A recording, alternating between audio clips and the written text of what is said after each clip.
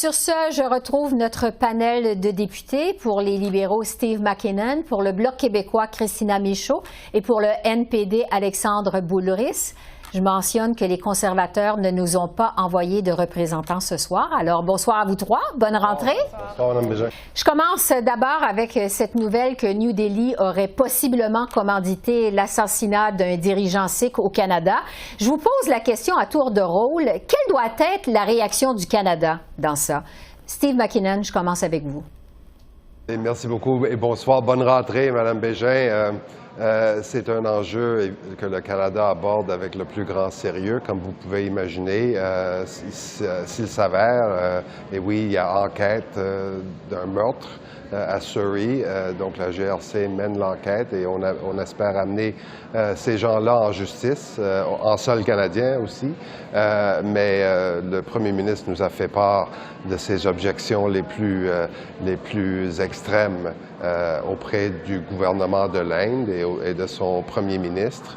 Et l'ensemble des Canadiens doivent voir ça avec une énorme inquiétude, dans le sens que ces pays-là qui opèrent en sol canadien comme cela, on ne doit jamais accepter ça. Le gouvernement du Canada ne pourra jamais et n'acceptera jamais de tels agissements en sol canadien et on va toujours être là pour protéger nos citoyens et tout Canadien, toute Canadienne doit se sentir en sécurité en sol canadien dans son pays.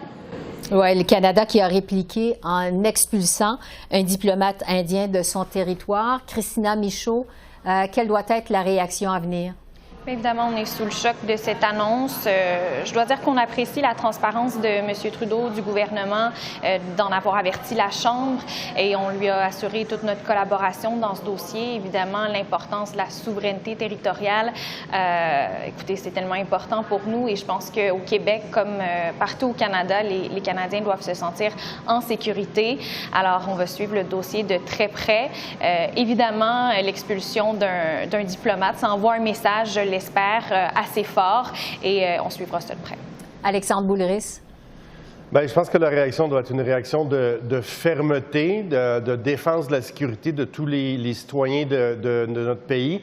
C'est quand même assez effrayant, assez ahurissant. On dirait une méthode de Vladimir Poutine qui fait exécuter des adversaires politiques à l'étranger. Mais Jagmeet Singh, évidemment, qui fait partie de la communauté sikh ici au Canada, me disait un peu plus tôt aujourd'hui qu'il n'était pas si surpris de ça. Les gouvernements indiens ont des attitudes extrêmement autoritaires, très dures et discriminatoires envers les minorités sikh, mais également musulmanes en Inde. Mais il va falloir mettre notre pied à terre puis leur dire que ça passe pas, puis qu'il va y avoir des conséquences si ça s'avère véridique. Steve McKinnon, je termine avec vous. Vous avez promis la semaine dernière d'abolir la TPS sur la construction de logements locatifs. Vous le mentionniez il y a un instant. C'est ce qu'envisageaient déjà les conservateurs. Il y a plusieurs observateurs qui ont jugé que vous avez fait une annonce à la dernière minute, que vous n'avez pas vraiment de plan pour la rentrée parlementaire. Qu'est-ce que vous répondez à ça? Vous avez vu les annonces la semaine dernière à London suite à notre caucus de la rentrée et nous avons agi sur le front du logement, évidemment en enlevant la TPS, chose que nous invitons les gouvernements de l'ensemble des provinces à emboîter le pas.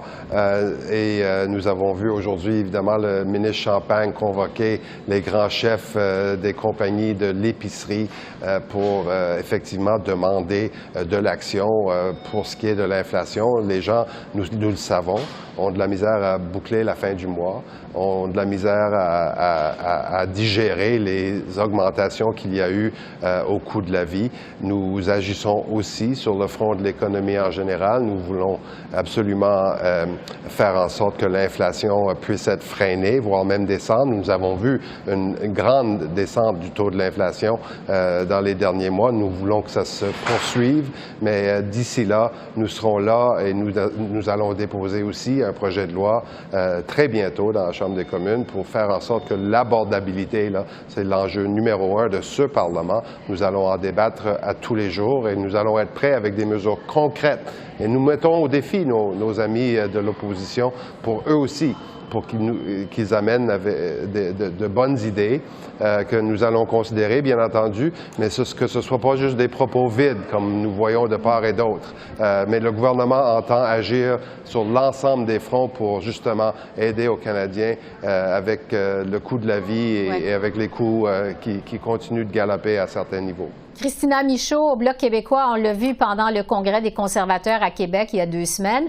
Le Bloc québécois est maintenant la cible principale des conservateurs dans la province. Ça va être quoi votre priorité au Bloc pour la nouvelle session parlementaire? Est-ce que vous allez devoir ajuster votre message?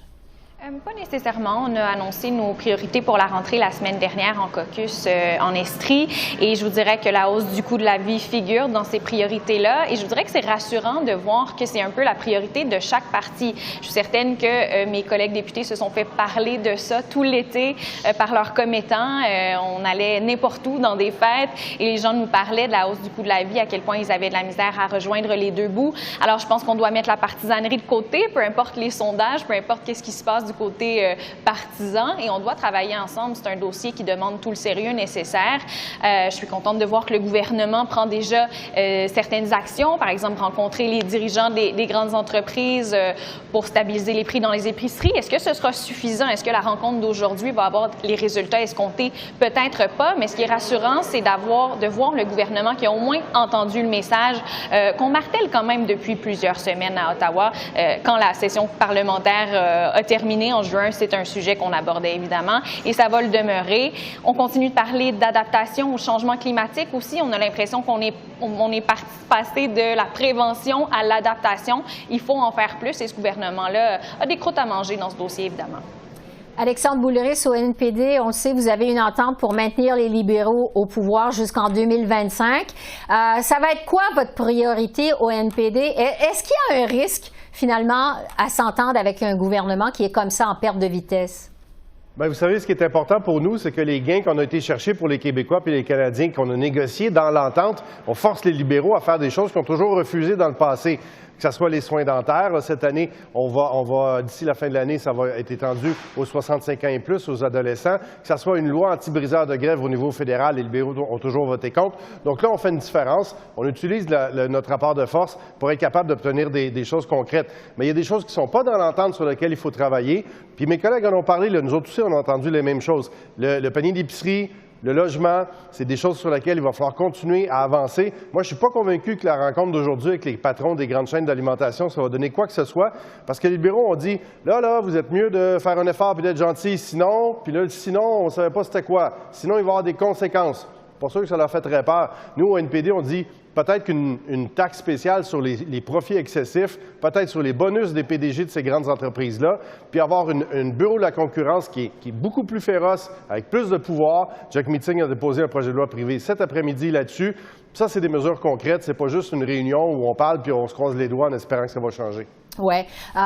Steve McKinnon, je vais terminer avec vous parce que vous avez promis la semaine dernière, vous le mentionnez il y a un instant, d'abolir la TPS sur la construction de logements locatifs. C'est ce qu'envisageaient déjà les conservateurs. Il y a plusieurs observateurs qui ont jugé d'ailleurs que vous avez fait cette annonce à la dernière minute, que vous n'avez vraiment pas de plan pour la rentrée parlementaire. Qu'est-ce que vous répondez à ça? Je réponds que c'était l'idée à l'origine, une idée libérale, c'était dans notre plateforme de 2015. Nous avons à l'époque préféré aller de l'avant avec un programme que nous avons gardé, soit dit en passant. Donc on a le meilleur des deux mondes maintenant, un programme pour inciter la construction de logements locatifs. Mais maintenant, en plus, nous allons ajouter des incitatifs pour les constructeurs d'aller de l'avant avec ces projets. Ils nous le disent, je suis sûr que les développeurs dans chacune de nos circonscriptions nous le disent, c'est le morceau manquant pour justement justifier, aller de l'avant avec cette construction-là, ce qui peut évidemment faire exploser la disponibilité de logements locatifs dans des petites localités comme dans des grandes villes. Donc, c'est une belle recette et nous espérons, comme j'ai dit d'entrée de jeu, là, que les gouvernements des provinces emboîtent le pas et rendent l'incitatif un peu plus alléchant pour justement qu'on procède rapidement au développement de ces logements-là. Alors, on va suivre ça pendant la pendant la session parlementaire. Ça nous donne une bonne idée des priorités à la rentrée. Merci à vous trois et je vous dis à bientôt. Merci, au revoir. À bientôt, merci. Au revoir.